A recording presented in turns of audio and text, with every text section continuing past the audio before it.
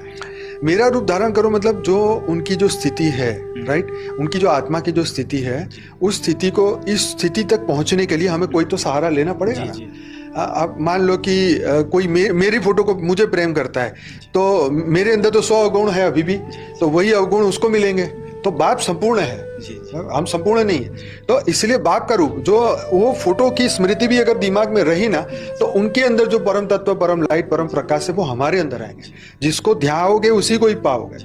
तो वही शक्ति हमें पानी है, वही रूप से हमें पावर मिलने वाली है।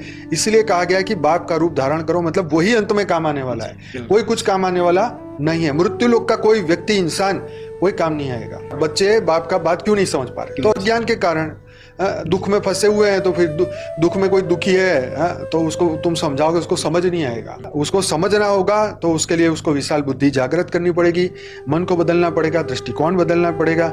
ये मृत्यु लोक की बुद्धि को वहीं साइड में रख के ना नया ज्ञान स्वीकार करना पड़ेगा। जब तक ज्ञान सुनोगे नहीं, स्व परिवर्तन करोगे नहीं, तो फिर बापूजी की बात समझ में नहीं आएगी ना। जैसे कोई साधु संत किसी के घर गया, और उसके कटोरे जिसके अंदर उसको भिक्षा लेनी थी, उसी के अंदर इतनी मिट्टी पड़ी थी, तो वो खीर देने बाहर आए, तो वो खीर इसमें डाल ही नहीं रहे। वो कह रहे क्यों नहीं डालो भाई? तो कह रहा है इसमें इतनी मिट्टी पड़ी है, अब जब तक वो मिट्टी साफ नहीं करोगे वो तुम्हें देगा नहीं। वो इसलिए नहीं देगा, मेरी मेहनत पे पानी फिर जाएगा।